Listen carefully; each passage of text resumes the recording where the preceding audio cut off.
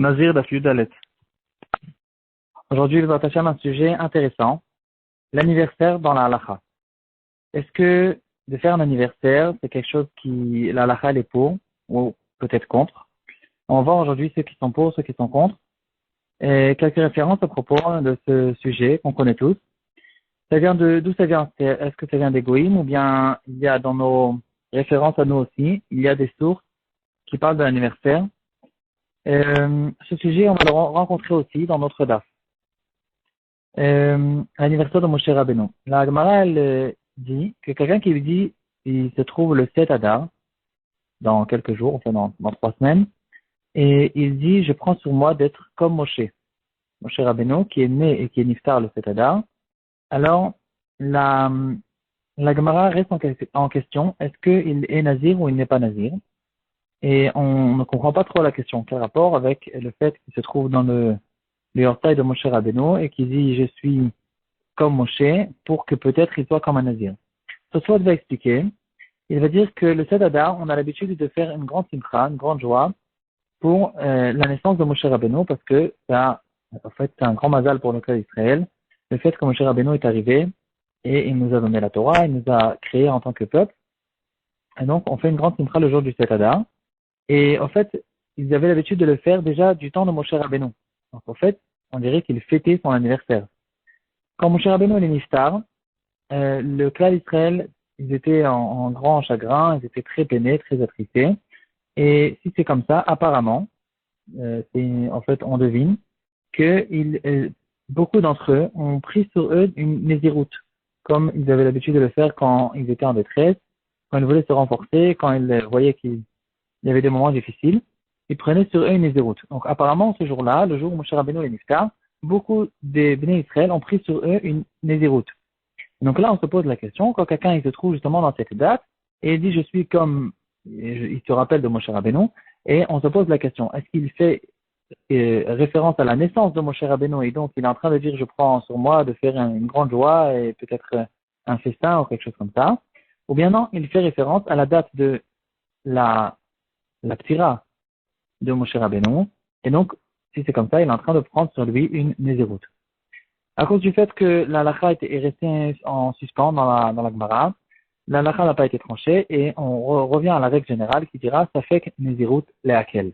On est mekel à ce propos-là, c'est la raison pour laquelle le Rambam n'a pas ramené cette halakha, et le Lechem Mishneh va nous expliquer que c'est justement pour cette raison que quand quelqu'un il se trouve le 7 Adar et dit je suis comme Moshe, il n'est pas nazir, c'est comme si qu'il avait rien dit, à cause du fait que la Gemara elle reste en question à ce propos-là. On va essayer de rechercher des références, des sources dans la Torah à propos de l'anniversaire. Ici, on a un Tosfot qui nous ramène, qui nous dévoile que du temps de Moshe Rabbeinu, ils avaient l'habitude de faire une fête. Donc, on dirait qu'ils fêtaient l'anniversaire de Moshe Rabbeinu. Est-ce que c'est une source qui est suffisante? Est-ce que le fait de fêter l'anniversaire de Moshe Rabbeinu, c'est une raison aussi de fêter notre anniversaire à nous? Ou bien non, peut-être que Moshe Rabbeinu, le fait que ce soit un grand sadique, et comme on a expliqué, il nous a réunis en tant que peuple, c'est une raison de se réjouir. Quand nous, le fait que nous, on soit nés, c'est pas forcément une raison de se réjouir. Dans certains cas, c'est même le contraire. Quoi qu'il en soit, c'est pas une preuve le fait que Moshe Rabbeinu, on fête sa naissance. Si on recherche déjà dans la Torah elle-même, on retrouve une seule fois dans toute la Torah une question d'anniversaire. On parle de l'anniversaire de Paro à la fin de Parashat Vayeshev. Tout à la fin, on parle de l'anniversaire de Paro qui, ce jour-là, a fait sortir le Sarah Mashkin, Sarah Ophim, comme on connaît l'histoire. Et donc ici, on peut très bien comprendre qu'ici, il n'y a pas encore de preuve, malgré le fait que la Torah nous ramène cette histoire. Cette histoire, la Torah elle a besoin de nous ramener pour qu'on comprenne tout le processus, tout ce qui s'est passé là-bas avec Yosef.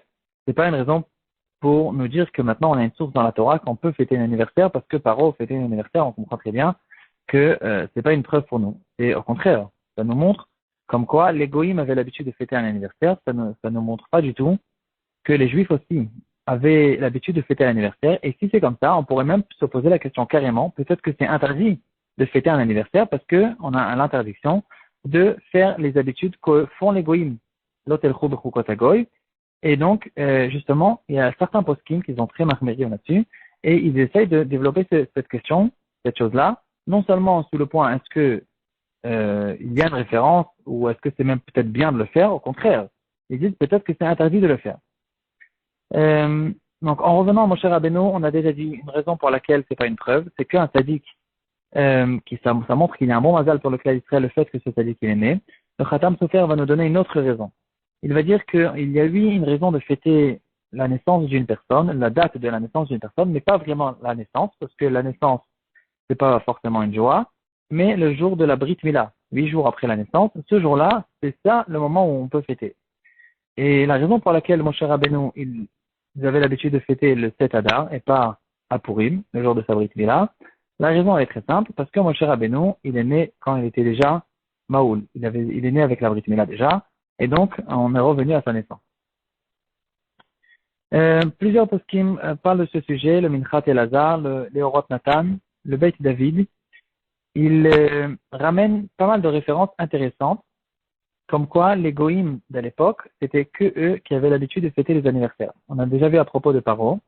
Il ramène Yossifoun, c'est l'historien juif du temps du deuxième Beth Amikdash, très connu. Euh, il a écrit plusieurs livres, certains livres c'était des livres d'histoire, de toutes sortes d'histoires qui se sont passées du temps du Beth Amikdash. D'autres livres c'était des livres de philosophie qui étaient intéressés de répondre aux philosophes goy sur toutes sortes d'inventions et de bêtises qu'ils racontaient sur les juifs.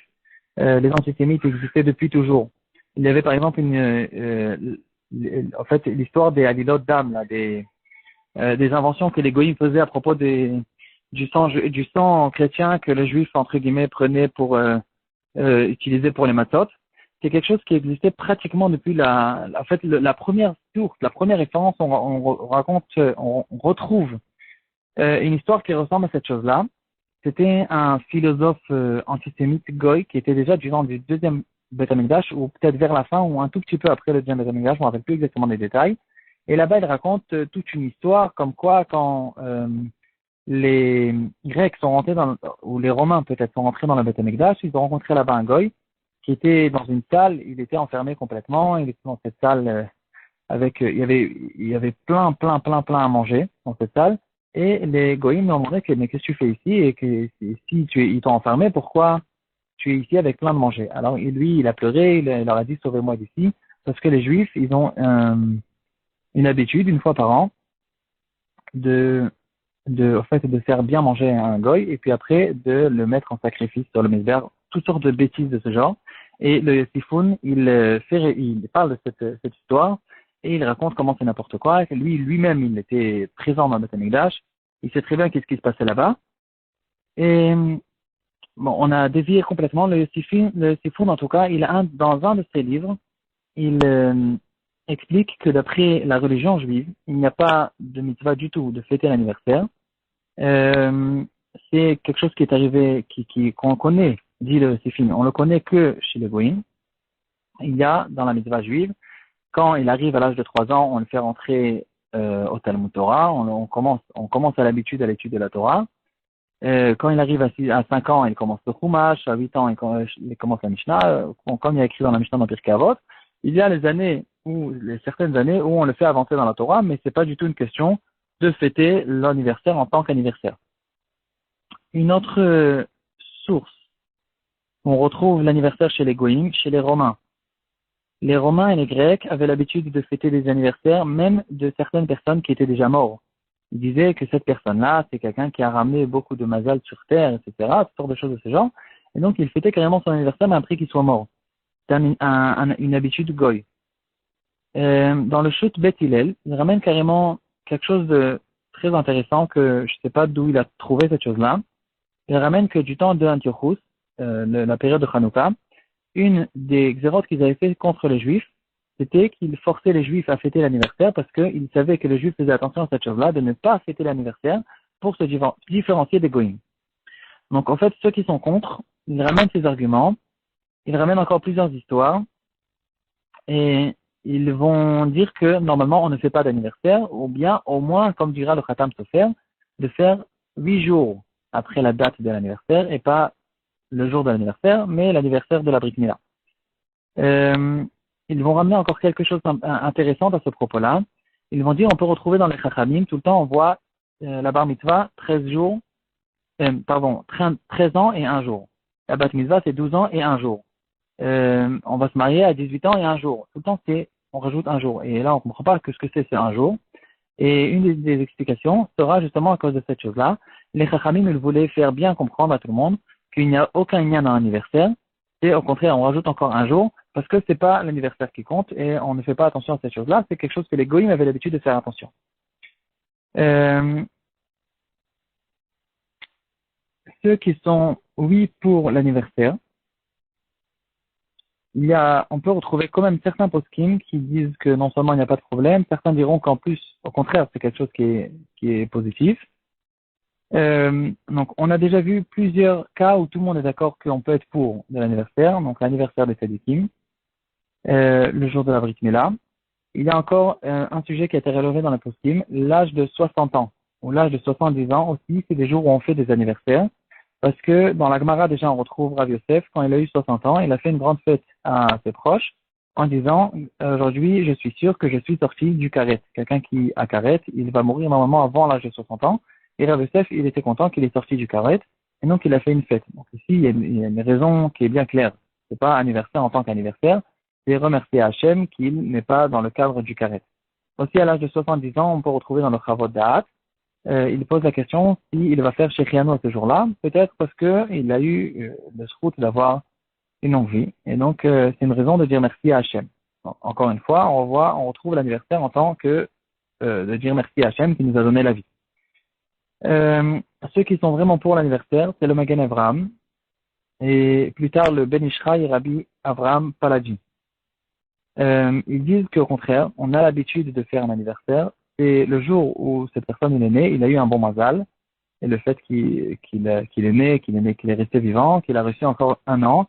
Et donc, c'est lui un jour où cette personne-là, il a un bon mazal, et c'est le moment où, premièrement, on fête pour dire merci à Hachem, mais surtout, c'est pas en fait, on fait n'importe quoi, mais on dit merci à Hachem et on se renforce. On prend sur nous une Kabbalah peut-être, on se renforce dans les tfilotes. C'est un jour où les tfilotes peuvent être plus exaucés à cause du fait qu'il a un bon mazal, comme on a dit. Il y a même un remède là-dessus dans Teilim, dans le premier ou le deuxième période de Teilim. Ani Ayom Yaliditicha, et le passage d'après, She'al Mimeni Ve'etena. Le jour où il est né, tu demandes à Hachem et Hachem il te donne. Donc prendre ce jour-là plutôt du côté spirituel, plutôt du côté de se renforcer dans la Torah, de dire merci à Hachem, etc. Ça, apparemment, c'est quelque chose qui est permis, qui est bien et qui est positif.